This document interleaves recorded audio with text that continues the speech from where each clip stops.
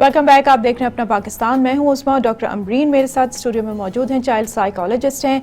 बच्चों को नफ्सियाती प्रॉब्लम्स क्या क्या होते हैं और उनको हम कैसे हैंडल कर सकते हैं, इस हवाले से हमारी बातचीत हो रही है। अमरीन, हमने बुलिंग के ऊपर बात की और स्टडीज़ का जो प्रेशर है उसके ऊपर हमने बात की। अब थोड़ा सा हम आ जाते हैं जो स्टार्ट में मैंने बात की थी, कोविड सिचुएशन जो फेस करनी पड़ी हम सब लोगों को, और हम लोग बहुत ज़्यादा हमारी लाइफ जो है वो इन्वॉल्व हो गए हैं गैजेट्स के साथ। फ़ोन का बहुत ज़्यादा इस्तेमाल हमारी ज़िंदगियों में हो गया है, इंटरनेट का इस्तेमाल, लैपटॉप का इस्तेमाल। इवन बच्चे जो एक साल पहले हम ये कहते थे कि बच्चों को इतना टाइम हमने नहीं देना है, स्क्रीन टाइम उनका कम करना है, अब उनका मैक्सिमम टाइम जो है वो स्क्रीन्स पे ही है। स्कूल्स जो हैं वो ऑनलाइन स्टडीज़ हो रही हैं, अभी स्कूल्स खुले हैं, कुछ नहीं पता कि थोड़े अरसे में फिर बंद हो जाएं क्योंकि लॉकडाउन फिर से स्टार्ट हो चुका है। तो ऐसी सिचुएशन में क्योंकि बच्चे, अगर हम उन्हें सिर्फ ये कह दें कि नहीं आप अपना स्कूल जो है उसको तो आप ऑनलाइन यूज़ कर सकते हैं, लेकिन आप अपनी कोई एक्टिविटी ऑनलाइन नहीं कर सकते, तो ये भी नहीं हो सकता। उन्हें अपनी एक्टिविटीज़, अपने फ्रेंड्स के साथ भी उनका इंटरेक्शन अब ऑनलाइन ही हो रहा है।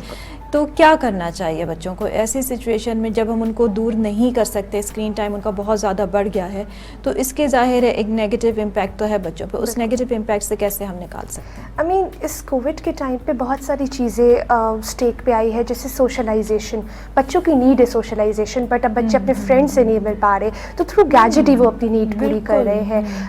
स्टडीज़ बेसिक नीड वो भी गैजेट के थ्रू हो रही है। सो इन सब चीज़ों को पहले, अगर एक साल पहले आप मुझे क्वेश्चन पूछते तो मैं कहती कि सिर्फ 20 मिनट गैजेट टाइम या स्क्रीन टाइम होना चाहिए, बट अब जबकि ये पॉसिबल नहीं है, तो हम यूजुअली रेफर करते हैं कि हम आप जैसे for example if they see the school, मतलब ऑनलाइन क्लासेस हो गई, उसके बाद इनको अप्रोप्रिएट ब्रेक दे, 2 से 3 घंटे इनको कोई ऐसी एक्टिविटी में डाले, फिजिकल एक्टिविटी। बच्चों में एनर्जी हमसे 4 गुना ज़्यादा होती है, अडल्ट में जो एनर्जी है उससे 4 गुना ज़्यादा बच्चों में एनर्जी होती है। और स्कूल की वजह से आई गेस बहुत सारे पेरेंट्स ये सोचते होंगे कि बच्चे में अग्रेशन बहुत ज़्यादा बढ़ गया, फ्रस्ट्रेशन, बदतमीजी बहुत करने लगे। ये क्यों होता है? बिकॉज इनकी फिजिकल एनर्जी की नीड है, वो चैनलाइज नहीं हो रही। स्कूल में भागते दौड़ते पीई का पीरियड होता है, आने जाने में एनर्जी इन्वेस्ट होती है, वो सारी चीजें नहीं हो रही है। फ्रस्ट्रेट हो रहे हैं बच्चे क्योंकि वो एनर्जी नहीं तो बीच के गैप में आपने एक अप्रोप्रिएट गैप से गैजेट्स देना है, क्योंकि आजकल होमवर्क भी गैजेट्स पे ही होता है, राइट? बट उसकी ब्रेक में फिजिकल एक्टिविटी लाए, इनको एक्सरसाइज कराए। आप भी सब घर पे बैठ के एक साथ एक्सरसाइज करें, राइट? पेंटिंग कराए, कलरिंग कराए, फैमिली टाइम रखे, कुकिंग सिखाए, न्यू स्किल सिखाए। बट अप्रोप्रिएट ब्रेक अगर नहीं होगा तो it can actually create a lot of issues. Even focus का इशू भी बहुत ज्यादा इश्यूज क्या क्या आते हैं इसकी वजह से? यूजुअली फोकस का इशू हो जाता है, a lot of screen time, जैसे कि पहले मैंने मेंशन किया, ADHD को ट्रिगर कर जाता है। आपकी फिजिकल और मेंटल हेल्थ दोनों बहुत ज्यादा स्टेक पे आ जाती है। सर में दर्द होने लगता है, माइग्रेन का इशू अगर फिजिकल हेल्थ के हवाले से हम बोले तो बहुत सारी चीजें होती है। मेंटल हेल्थ में आप अपने आप को, सोशलाइजेशन का इशू हो जाता है। अब आपको फिर समझ में नहीं आता कि मैं रियल लोगों से कैसे बात करूं, बिकॉज मैंने हमेशा इमोटिकन यूज की है, राइट? तो सोशलाइजेशन का प्रॉब्लम हो जाता है, असर्टिवनेस का प्रॉब्लम हो जाता है कि मैं कैसे अपनी बात को एक्सप्रेस करूं। वहां तो चलो वो चीजें थी जिसके थ्रू मैं एक्सप्रेस कर रहा था। क्योंकि अब बच्चों के गेम्स भी ऐसे होने लगे हैं कि they are literally living in that life, ठीक है? वो वहीं पे अपने घर बना रहे हैं, वहीं पे उन्होंने प्ले एरियाज बनाए हैं, वहीं पे ऑनलाइन उनके फ्रेंड्स बन रहे हैं जो आके खेल भी उनके साथ उस ही रोबोटिक एक शेप में, गेम में बच्चों के साथ खेल रहे हैं। पीछे बेशक कोई एक इंसान ही खेल रहा होगा, लेकिन सामने उसकी जो वो पिक्चर आ रही है वो किसी रोबोट की है। तो ये अब चीज़ें बहुत ज़्यादा हो गई। अवॉइड हम इसको नहीं कर सकते कि हम ये कहें कि 100% हम इस चीज़ से अब निकल सकते हैं या अपने बच्चों को दूर कर सकते हैं, लेकिन वही बात है कि अगर हम थोड़ा सा मैनेज कर सकें और थोड़े से हम गेम्स को, क्योंकि मेरी बेटी है और वो ये गेम्स जब खेल रही होती है और मुझसे डिस्कस करती है तो ऑनेस्टली मेरे सर के ऊपर से गुजर रही होती है वो चीज़ के, व्हाट इज शी सेइंग कि आई बिल्ड दैट हाउस, और ये मेरा घर है, ये मैंने इस तरह से इसको किया हुआ है और ये सब इसमें गेस्ट आ रहे हैं। आई एम लाइक कि ये कौन सी लाइफ ये गुजार रही है। और लेकिन हम लोग भी ज़ाहिर है इस टाइम मजबूर हुए में, और कोशिश यही होती है कि जितना ज़्यादा इंटरेक्शन, ह्यूमन इंटरेक्शन हम बढ़ा सकें वो कर सकें, लेकिन अभी कब तक ये सिचुएशन चलती है वो हमें पता नहीं है। I guess there is one more thing कि फिजिकल एक्टिविटी, जैसे मार धाड़ वाली गेम होती है, जैसे PUBG हो गई and there is other games, ये बच्चे that can create severe aggression in the बच्चा, in the child, right? And it can ruin their mental health. हर वक्त वही physical aggression by usually parents मेरे पास आते हैं, वो कहते हैं अपने भाई को बहुत मार रहा है, मुझ पे हाथ उठा रहा है। मैं यही कहती हूँ कि क्या कोई ऐसी फिजिकल अग्रेशन वाली वीडियो गेम खेल रहा है? 12, 13, 14 साल तक तो आप उनको अलाउ ही नहीं करें ये games. I mean I know it's a very aggressive statement to say, but आपको नहीं पता कि उनके माइंड में सिर्फ ये आता है कि this is how I have to show my emotions, aggression, frustration, anger, sadness, everything. So 12, 13 साल तक जब तक उसमें वो सेंस बिल्ड नहीं हो, इनको ये चीज़ों पे अलाउ ही नहीं करना चाहिए. Slowly and gradually have to build some time कि ओके आधा घंटा ये खेलना है, इसके बाद you have to play a soft game, right, ताकि उसको पता चले कि कैसे बैलेंस करना है दोनों. अच्छा, एक चीज़ और अमरीन मैंने सुनी है, मैंने ऑनलाइन ही देखी थी एक लेक्चर में ही कि इसके जो इम्पैक्ट होता है, जैसे स्क्रीन टाइप का जो इम्पैक्ट है हमारे ब्रेन के ऊपर, इट इज़ डैमेजिंग तो ऑब्वियसली है, लेकिन इरिवर्सिबल भी है. दैट्स व्हाट आई हर्ड कि उसको वो जो डैमेज हो जाता है जैसे, तो उसको आप रिवर्स नहीं कर सकते, आप ब्रेन को वापस उस कंडीशन पे. इज इट ट्रू, ऐसा ही है? यस, एक्चुअली वो ट्रिगर कर देता है कुछ एरियाज को जो कि सप्रेस्ड होते हैं. तो जाहिर सी बात है, जैसे हमने ADHD की बात की and there other mental health issues जो कि ट्रिगर हो जाती है.